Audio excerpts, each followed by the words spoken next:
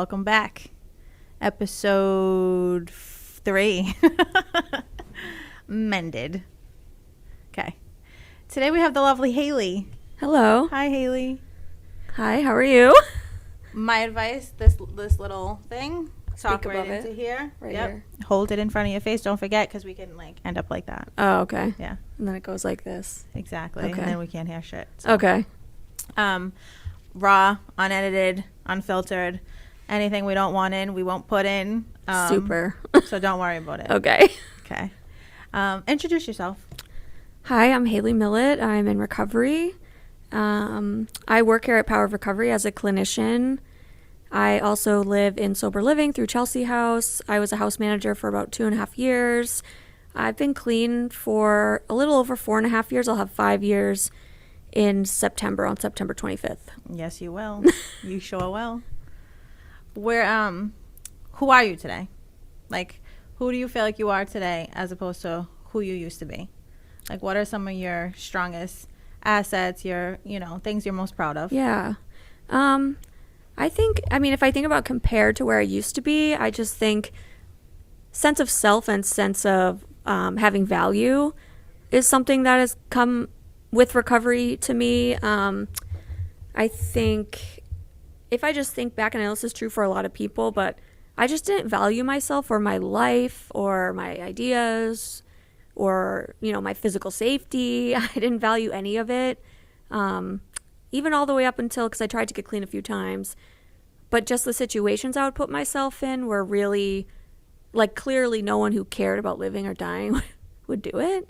So I think this time in recovery, just kind of betting on myself has been important, and allowing myself to just even imagine that a better life is possible. Because people, I'll speak for myself, but I was really scared to even daydream about a better future because I'd fallen down so many times. So I think also this time around, I've really embraced the fellowship aspect of recovery and being around other women who are trying to get clean, whether they have more time, less time, whatever, any type of background. And I think that really allows people to thrive, and it's really allowed me to thrive, even though I'm kind of introverted and I don't like being around people too much, but somehow I still find myself around people 24/7. So there's letting your walls down a little. Yeah. You've benefited from it. Yeah. And not thinking that everybody's out to get you, or kind of getting over that and not being afraid to embrace, I don't know, wholesomeness, I guess, because when you're still trying to fit in with people that aren't doing the right thing, you're destined to fail. Mm-hmm. And I feel like I got caught up in that for a really long time of trying to not impress people, but kind of do what the cool kids are doing. Mm-hmm. And I had somebody say to me, why are you trying to fit in with them? Are you trying to go and relapse? Do you want to go to that trap house and do that? And not really, but I kind of do, so. It was a reservation. Right. So kind of surrounding myself with people that are doing the right thing and being okay with being a goody two-shoes a little bit. Mm-hmm. Yeah. Just embracing it. Embracing the normal too. Yeah. The normalcy of life and the boring parts of life. Definitely. And embracing resting, because I used to always just be awake for 10 days straight or 4 days or however many. Even before I was doing hard drugs, I would never sleep. I'd always be out doing something and then be totally dead for my actual work, or even for school when I was in college and stuff like that. So I never really prioritized taking care of myself ever, which is novel idea, but it's so important. And I feel like we require rest and nutrition as human beings, and there's nothing wrong with if you need to take a nap, taking a nap, if you need to sleep for 10 hours one day because you're tired, but that's sort of frowned upon in the grind hustle culture. Mm-hmm. But I think for people in recovery, it's super important. Sometimes I get on a little soapbox when I do groups. I'm like, you guys need to rest. Seriously. Just close your eyes and take a nap. Mm-hmm. God damn it. I'm the queen of recharge. Even when I go home, my kids are like, Mom, I'm give me 10 minutes to recharge and then I'll be right with you. Yeah, because chronic tiredness will make you function. sick. Yeah, mentally sick, physically sick, and just not be a nice person to be around. No, you can't think when you're tired. You can't eat when you're tired. You can't do anything when you're tired. When you're overly tired and you're not taking care of yourself, you can't. So, what did life look like for you when you were active before recovery? What did it look like? I mean, I had I used basically I was like the classic progression of the disease. Like I started in high school drinking, college was more drinking and cocaine and other things. But really, from age, I'd say like 24 to 30 or 32 when I got clean this time, was like really dark, like hard, kind of couldn't keep a job, unemployable type of using. And, I looked a lot different physically, but also just, I don't know, emotionally as well. I kind of would just hide away from the world. And I guess like out on the outside, if you looked at me, you would probably think she's an addict. Like if when I was active, like my worst times, like the last run that I had, I was doing methamphetamine IV, and it was probably like a year and a half or 2 years of that. And it was just crazy to me because I had already been through recovery before. I had been to treatment. I had been to AA. I had been to NA. I had like almost a year of clean time before, and then had relapsed on like prescription pills or something like that. And I knew that I shouldn't be doing it. But that one day somebody offered it to me and I took it. And next thing I know, I'm awake for 10 days and I hadn't slept. And I was like, and then I crashed, and then I'm like, oh, I'm never doing that again. That was horrible. And then it calls you. And then you're just doing it again. And you're like, that's not such a bad idea, actually. So that was really my last year and a half using, was basically being high for 10 days, kind of being lost in the city of Boston, just walking around for days. I was like, I must have looked eccentric or crazy or mentally unwell, because I would be walking around with I would always be dyeing my hair, cutting little Betty Page bangs. Oh my God. Yeah. I was like 95 pounds, soaking wet. And I would wear just like a crop top and bike shorts around all the time, and always be hanging out with nobody constant. There was only like one or two people that I would consistently hang out with. And I ended up, hanging out down around Mass and Cass. Thankfully, I was never like truly homeless or unhoused, but I was basically hanging on by a thread, living with my mom and my stepdad. I had a curfew of 7 p.m. at the age of like 30, which I never stuck to. I had never had a curfew in my life, but it was so my mom could sleep through the night. But I would do stupid things like say I was going on a date, but really I was just going to get high with someone, and then sneak in through the basement window and say I got locked in the basement and I didn't really miss curfew, like crazy things. And it was also a lot of my heavy using was during the summertime, in warmer months, and then I'd try and get clean when it was colder and stuff. And I ended up in the hospital a couple times just because of like low potassium. I looked crazy. Like when you see people who are out there and they're like have those jerky movements where they just seem like they're almost like asleep, but they're jerking around and moving and can't stop moving. Tweaking. Yeah, and that's how I was. I was that crazy person on the bus. That's like how I describe it. Thinking people are following me. I was in a full-blown psychosis. I was going to ask, how often did you find yourself in psychosis? Like every time. But the first time, I'd say it took a while for me to go into psychosis, maybe like 4 days.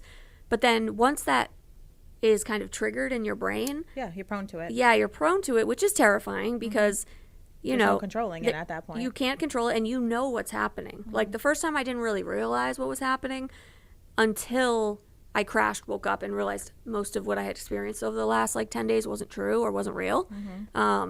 Then you're like, after that initial psychosis, you're like voluntarily placing yourself into a psychosis. And like, who chooses to do that? Right. No one, aside from when you. Yeah. I could always tell it was coming on because I would start to hear people talking right behind my head where I couldn't hear them. And it would always be like a friend of mine or my mom or someone I knew. And I kind of had the presence of mind to be like, okay, I know this is happening.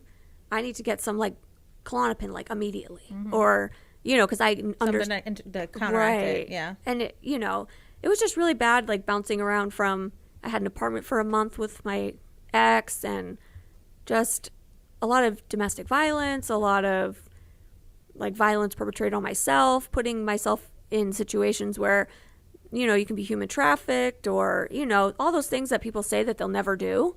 I did them, and I think the only thing that I did right around that time was I just never, it was always in my mind that I was going to go to treatment, that I was going to get clean. And ultimately what happened was I ended up shooting up dirty water from the common because I didn't have any water, and I was like tweaking and stuff, and I ended up getting a really bad infection. I got MRSA in my blood, and also like I think some type of parasitic infection because it was just dirty, nasty water. And that's like the levels where this water clearly is dirty. No one in their right mind would do this, but it doesn't matter at that point. No, it doesn't no bearing on the situation whatsoever. So that kind of stopped me in my tracks for like a good month because I was in the hospital. Luckily, I didn't get endocarditis, but I ended up, Pretty sick. Very, very sick, yeah. And so I ended up with IV vancomycin and had a PICC line, the whole nine. I did use twice while I had the PICC line, but I didn't go in the PICC line because I was so terrified of getting endocarditis. So, and then after that, I had found out that I got a bed at CSS in Westboro, which I had been to before. And so once I was done with my IV antibiotics, I went. And then that was September 24th, 2020. So do you feel like that was the health issues that arose ended up being the turning point for you?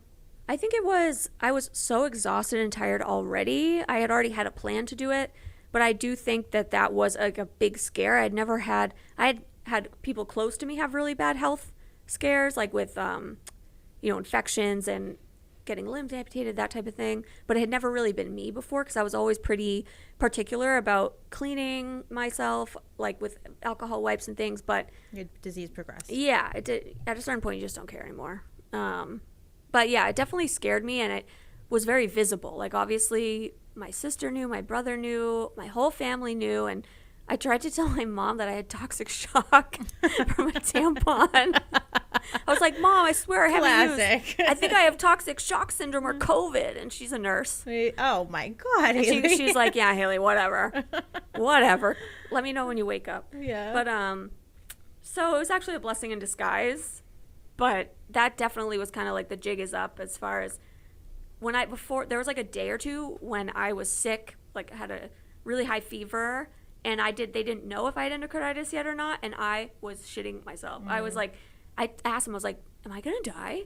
And they were like, well, you're very sick, most likely not, but we don't know. We'll have to see. And that whole night, I just remember laying awake being like, what the fuck? Yeah, what did I do? Yeah, what did I do to myself? Really did it now. Right. Like, because at that point, too, like, anything can take a turn with like your medical diagnoses and all that. At this point, they're like, yeah, no endocarditis, but tomorrow could be a different story. Right. And it could doesn't present matter itself. Who you are. Like, that just getting, I think meth for me was the drug where it took away any semblance of normalcy that I could delude myself into on other drugs because it's just so intense. And my brain, like, I think brain chemistry is so interesting because like some people, opiates really get them up and going and stuff, but my brain has always been attracted or clung on to amphetamines. And so any type of amphetamine to my brain, it just can't get enough.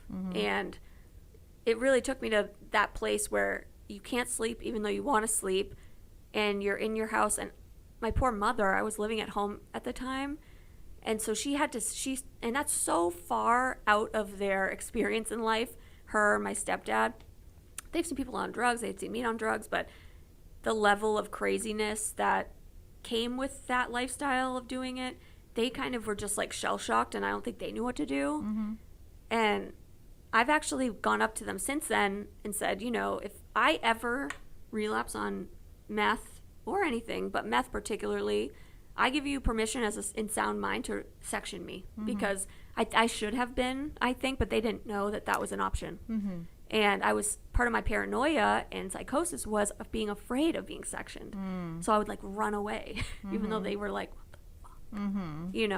But I think that was really a turning point for me because I'd had exposure to recovery before. And had some earnest attempts to get clean time, and I'd done the steps through AA. Well, that, and I feel like you maintained the faith. Like you said, Right. even in active addiction, you always knew Yeah. or told yourself at one point in the future you're going to Yeah. grasp onto recovery. Like, this so, isn't my life. right. It's This my is life. temporary. Right. At some point, I'm going to turn. There we go. I don't know how it moves. We don't even move it. But yeah, you said at some point, Yeah. this is going to be I no actually- longer for me. Right. I had a conversation with a friend of mine. Well, he's like the closest thing to a friend I think you can have down there near Mass and Cass. But we would hang out and have these like philosophical conversations while we were on, tweaking. But Sometimes they be deep. it was deep. Yeah. It was very deep. And I have to say, there was some joy that I Yeah. found down there. Just riding a bike. The joy of riding a bike on meth down Mass Ave is like, second to none. But, like for a very short period of time. Yeah. But we'd talk about it, and he actually got kind of mad at me. He's like, because we saw a woman walking by who he knew had been out there for like, I don't know, 10 years or something. And I said, oh, I'm going to go to treatment. Because he was like, that might be you. And I was like, it's not going to be me. And he's like, what, do you think you're better than everyone? And I was like, I don't think I'm better than anybody. All I know is for myself that I'm going to keep trying. And that's what I said. I was like, I'm just going to keep trying because I know that this is temporary. Like, I hope so. I hope to fucking God it is, because you never know. But Yeah, but a lot of people don't have that faith, that Right. mindset, anything like that at all. yeah, and that's the thing where people give up on themselves. And I see that now, and I'm really, especially for like women and men, but women especially, who their self-esteem is just like on the floor, having almost like a naive hope that things can get better, and it's, you can always pull yourself out. It gets beat out of people, and I feel like I don't think I'm above that, but I definitely think clinging on to hope, even if the odds are against you, which It's going they to work are, in your favor. which they always are. If you're an addict, the odds are not really on your side as far as recovery goes. But I think having faith in yourself and a higher power, but more importantly, like just giving yourself a chance.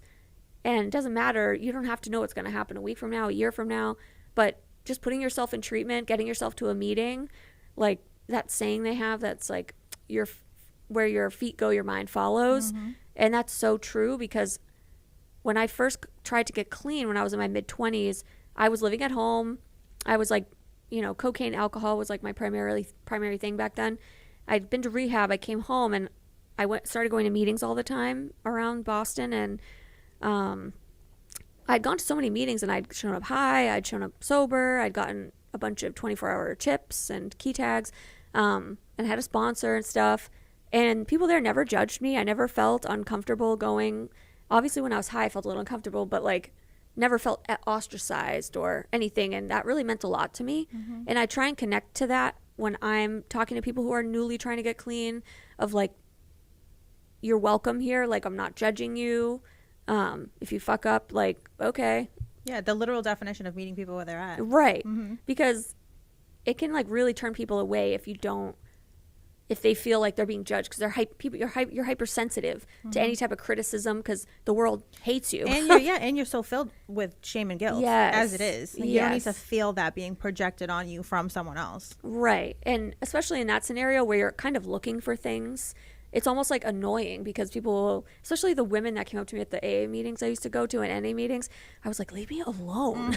Like, no, I don't want your phone number, but like, I'm going to take it. And I know, and now having some time under my belt, I can see like where they were coming from. I just thought they were being annoying at the time, but I went They were trying to pull you in. Right. And thank God for that, because you did have some sort of connection still to it, right? Even Right. like you said, even when you were active, like that connection didn't leave you. Right. And you had people to reach out to if you really, really needed it. And I think it's been great too this time. I'm not from the North Shore. I'm from Milford, Massachusetts, which is still Massachusetts, but I wasn't really familiar with the North Shore until like fairly recently.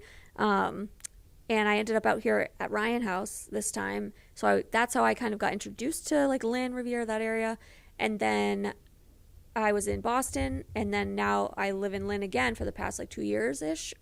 And the recovery community here is like so huge and big and beautiful. And there's so much support and help for people that I just think it's, if you really want to reach out and grab it, like it's there for you. And there's a bunch of different flavors too of it. Like you don't have to do what's laid out for you like by somebody just because they say so. Like give it a try, and if you don't like it, try something else.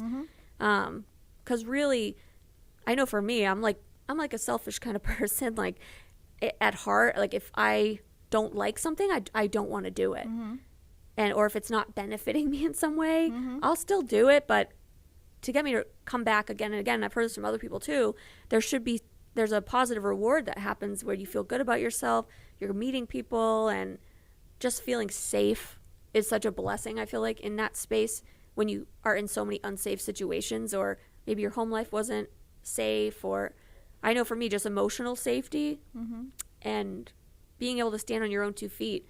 And somebody around here always says it takes a village, and that's so true. I feel like even if your village is like 3 people, but it could be 10, and I think that if people have been judged a lot in their home life or their circle where they come from, or maybe they just think this is who I am, this is it, challenging that idea and like kind of breaking outside of the limits you put on yourself is so important. And I still struggle with that. I think everybody does, but as far as getting clean, like having that faith that you can do it, that things can be better even if you don't know what that looks like.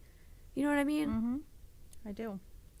What do you feel like early recovery felt like for you? If you can take us back to you in very early recovery, what did you feel like emotionally, physically, spiritually? Well, I have this vivid memory of when I was at Spectrum Westboro. First, I wasn't in detox because I got there, I was on the last train there. I got there at 8 or 9 p.m. My heart rate was like 125 and whatever. So they sent me up to CSS. I was crying like a baby the next day because you get so emotional. You're so tired. Everything comes back. Yeah. So in early recovery, I mean, I still had some bad behaviors like shoplifting, things like that. I think I was scared, and I'd never been to a halfway house before, so it was my first time. And I got there and I felt like I think I was 2 weeks clean when I got to Ryan House, and I didn't really know what to expect. And I cried the first day like a little kid, like going to school, like because I didn't know anybody. Yeah, are these people gonna like me? I hate my life. And and of course things are coming back to you that you've done. Yeah, and you're like, how did I end up here? Yeah, how did I end up here? Like my life sucks. This fucking sucks. I suck. So a lot of definitely. It actually took me them taking away my overnight or day passes actually to get a job. And I've always worked, but the self-esteem thing, I vaguely remember you mentioning this once. Yes. When we were talking about it being a thing, like hard to find a job and all that. I remember you bringing us to that point for you where it was hard for you. Yeah, like I was just putting it off even though I needed one. I had no money. But they were going to take away my day passes, so I finally went out and got a little job at Dunks. I think my mood was all over the place. If I remember correctly, you said too you didn't feel like you were worthy of being employed. Yeah. Like I felt like I was just going to get fired again, so like what's the point? Because I had gone through like 5 jobs where I lasted 2 months. Yeah, you felt unemployable. Yeah. And my self-esteem was like on the floor. So I got this job at Dunks like pretty much out of necessity. And it actually turned out to be, I worked there for 2 years. I only planned to work there for like 6 months. And I'm like, I'm going to get a job in my field after that, or a big girl job, quote unquote, for me. But I really had to humble myself and meet myself where I was at. And that is where I was at. And that's okay. And it actually ended up being really good. I walked. Ryan House allowed me. I didn't have any way to get there, so I would walk 45 minutes from Ryan House to Dunks and back every day. I could have probably gotten high if I wanted to on the way there or back, but I think that job gave me that structure that I needed. And luckily, the manager at the time, that still is the manager there, had at least like I think at that time maybe like 6 years clean or something, 7. So she knew what was up, and still to this day hires people that are in recovery. And that job I think really gave me a lot of confidence because I had my own money again, and I was kind of like bracing myself to get fired for the first couple months for no reason, but it was just it's the fear that you had of failure in general, right? Even when you were active, you were afraid to get sober because what if you failed, right? Yeah. And so I didn't get fired, and I just kept working, and but my mood was all over the place. I definitely struggled with being like restless, irritable, discontented, and kind of a wrench in that was I got clean in 2020, so it was still COVID lockdown. And so we couldn't go to outside meetings. So really the only time that I could go out was on my one pass per week for like 4 hours or to work. Otherwise, you're in the house. And I just really was sick of it. I spent 2 months in the house. We could go to a few meetings like outside, Red Rock, and we could do Zoom. But you're missing that connection. Yeah. So that for me was a little bit different and odd. And I know that's not typically how they do things. But for me, that work kind of filled that void. And I was surrounded by people in recovery. And I got super comfortable there. And I think that's another theme for me in my recovery and my life is that I'll get super comfortable in a place and be like, okay, I'm good. And I'll just stick and stay, which is great. It can be a good asset, yeah. But I mean, also, a good quality. Right. But also, like, I had to have another girl who I was in there with me, who I still am friends with to this day, take me with her to go see a sober home. And even the staff were like, hey, so are you planning on leaving us anytime soon? And I was like, I'm good. Like, I'll stay here. No. I'm safe here. I like my little routine. And I ended up going to see that sober house. It ended up being a Chelsea House, Orient Ave in Boston. And we moved in there like a week later, I think, and I ended up staying there for a while. And that's kind of the theme of my life is when I'm using, I'm chaotic all over the place and very sporadic. But when I'm not, I tend to be very cautious and I just get comfortable and I like one it. extreme to the next. Yes. And I'm just like very cautious and almost too afraid to take the next steps. So that's where I think other people come in and kind of fill in the gaps and balance it out. Yeah, and can kind of like figuratively and literally hold your hand while you do things that are scary or that you're unsure, because the transition times are always the most dangerous for people, or most kind of shaky. Or people with adjustment disorders. Yeah. Crazy. Yeah.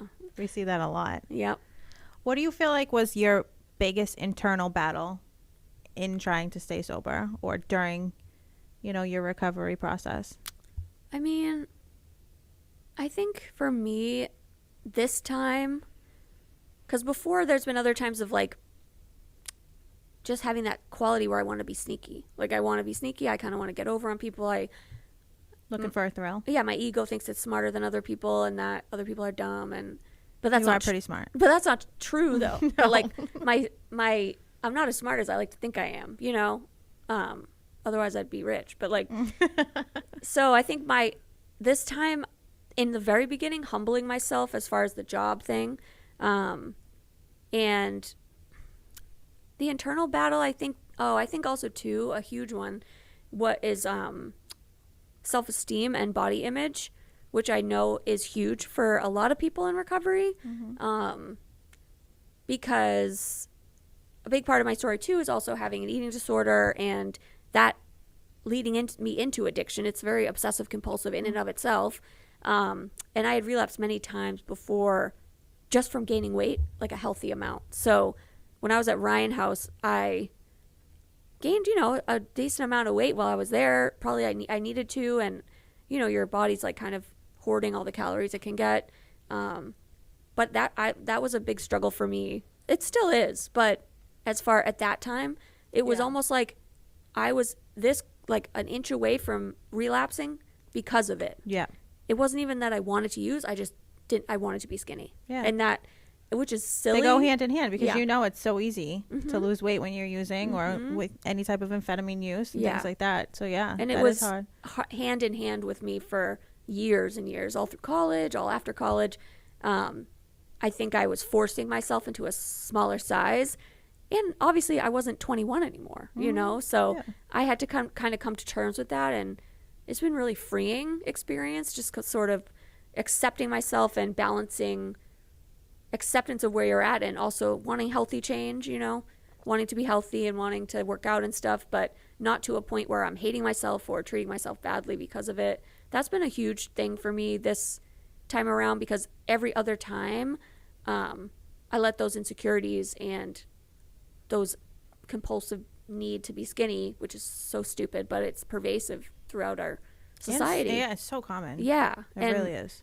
You hear a lot of women and men, talk about their weight when they first get clean. And it's like a pendulum. It's going to swing back the other way. Or maybe it won't. And that's okay because, you know, it's an addiction in of itself.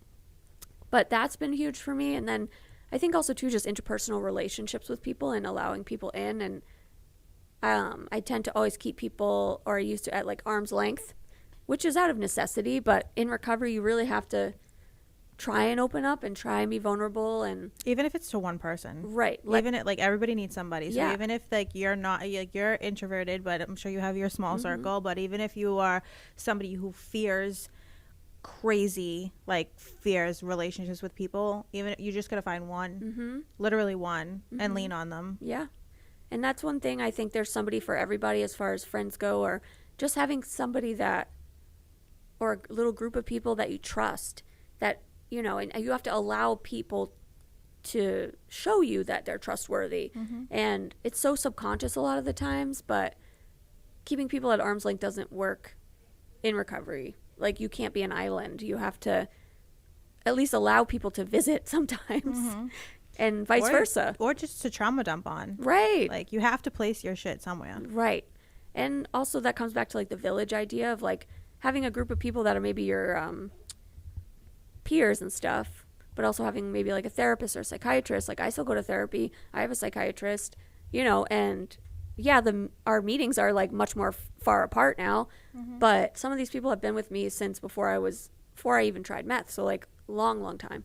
And it's really important just to have that continuity and to kind of speak your truth to people, you know. And one other thing that I like to say is that when you first get into recovery, I know for me, I had bad behaviors, shoplifting, lying, sneaking, whatever. And those behaviors over time like fell away as I sort of kind of came to and realized that this was going to be for a while. Yeah, and then the more you work the program too, you work on those character defects. And it doesn't feel good to you to do those things anymore. Right. So that when you see people early in recovery, whether it's in a sober house or meetings, who are doing those behaviors that aren't using but close, you know, they're clean but living dirty. Right. It's like the hope is that those behaviors will fall away over time. Before they relapse. Yes.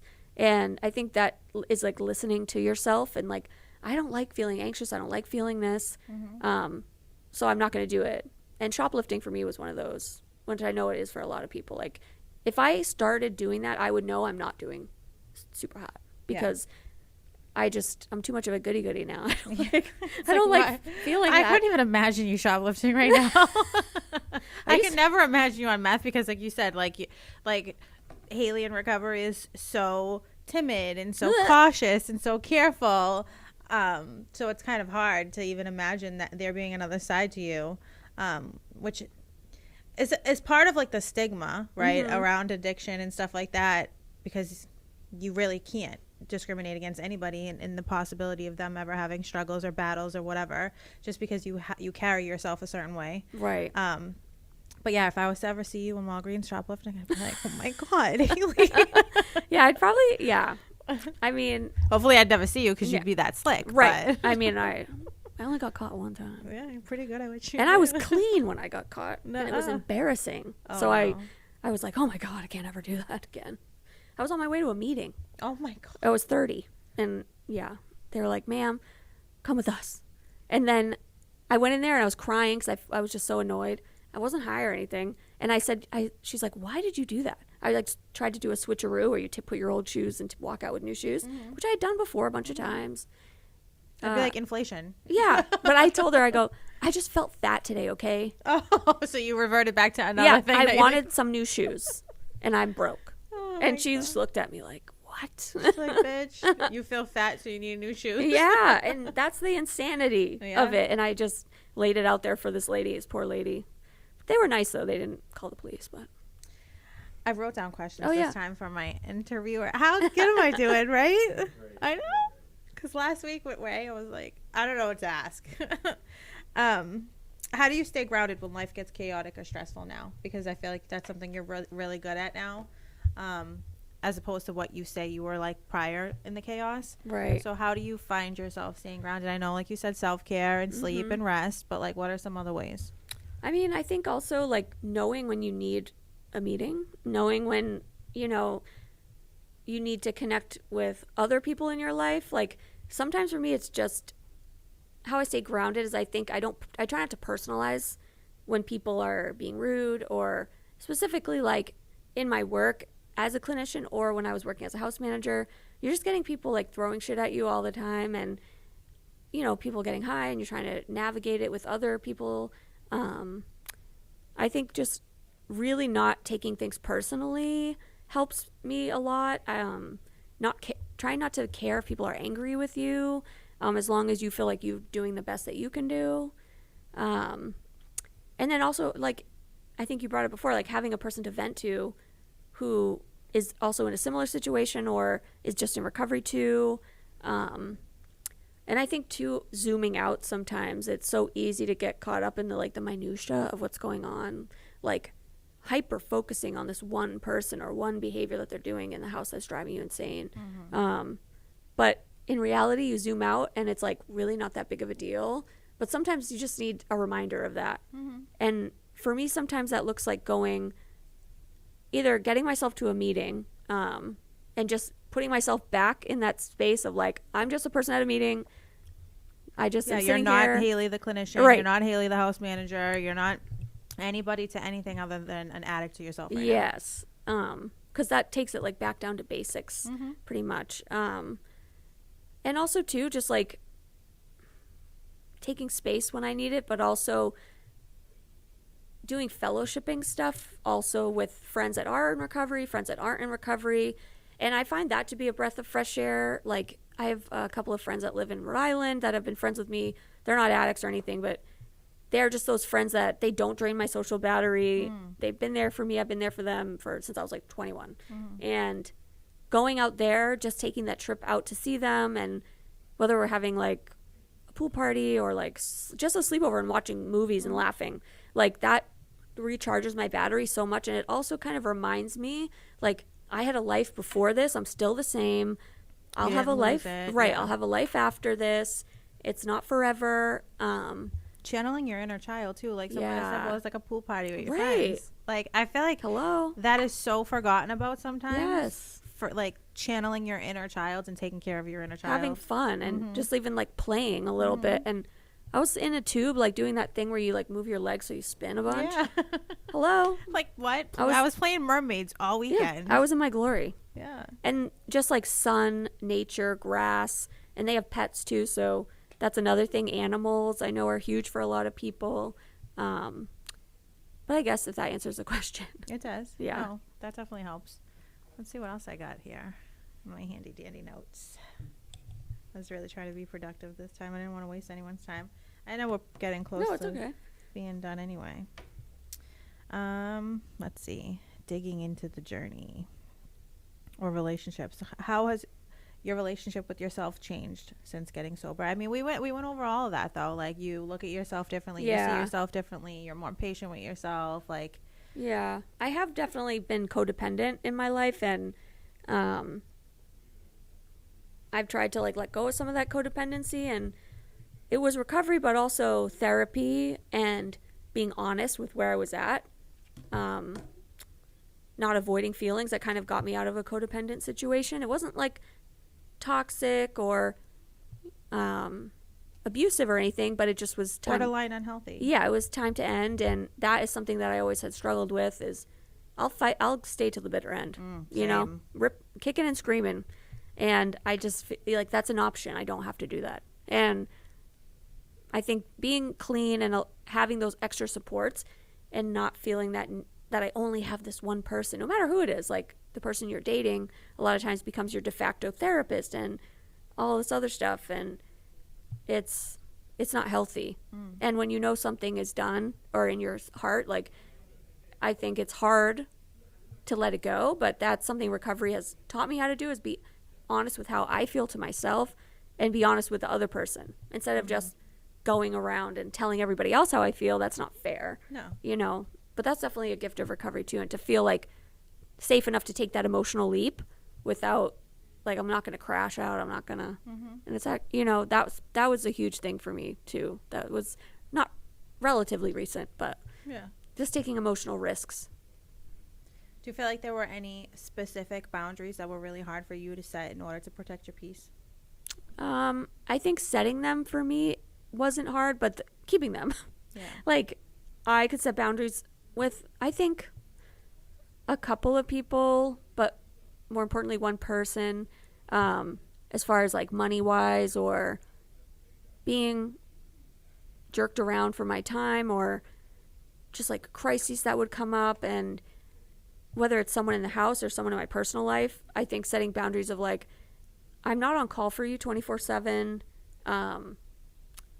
I don't have to give you money just because you asked me for it. And I think that happens a lot with people where you have a friend who's using and they ask you to hit you up for money, and you do it once, you do it again, and then it becomes a thing, and then you're guilt tripped into doing it. Yeah, or then you feel like if you don't, they feel like they have absolutely no one left. Right. Yeah, that's hard. And especially when it's ingrained over years and years.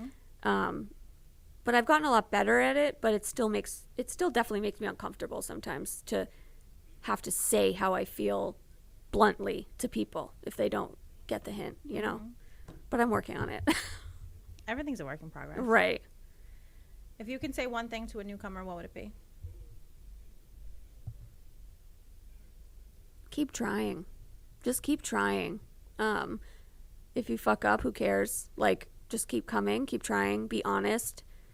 I think the secrets are really what keep you out there, as far as if you mess up and don't tell anyone. I've done that, and I collected a year coin one time in AA, and I knew I hadn't been clean a year, and it drove me away from those people. And I still haven't really reconnected with them that much, but this was years ago. But be honest and just keep coming around and keep trying. There's help out there for you. Doesn't matter like where you come from or how bad you've done. Like, if you can accept help and just reach out your hand, like, there are tons of people that are willing to help. You can have housing, and also be open if you've tried things but you haven't tried, say, a sober house or a halfway house, because I hadn't, and I did a halfway house and it really benefited me. And I know people are very resistant to doing those types of things. Yeah, being open to suggestions is huge. Like, give up 6 months of your life, quote unquote, for a program that could benefit you the whole rest of your life. Because I used to say this all the time, was like, time will pass no matter what. I always say that to people. Yeah. Especially about like school and things like that. Like, the next year is going to pass regardless. Right. If you just add something to it, at the end of the year, you will see reward. Whereas if you don't, you won't. Right. You can either be in the same situation that you're in right now, or you can take a risk and take a chance on yourself. Because I've seen it happen. I'm sure you've seen it happen, where people come in and they mess up over and over, and you kind of write them off like unintentionally in your head. And then next thing you know, they're been clean for 2 years. Because it's really, you never know when it's going to click or the right set of circumstances will come about, but you have to try to know. And I think just betting on yourself a little bit, and you have to really bet on yourself, because there's a lot more to everybody, and I think everyone has so much potential that if you can't see it, at least believe the people that are telling you you can do it, because when you're in it, it's so hard to see out of it, but once you're past it, the path looks clear, but it doesn't look clear until you've already done it, you know? So I would just say, don't give up on yourself and keep trying. Yeah. Thank you. Thank you. I think that was great. It's good. You want to send it off? Yeah, I think we're going to send it off. All right. Thanks. See Thanks. See you next week. Thanks. Thanks. Bye-bye.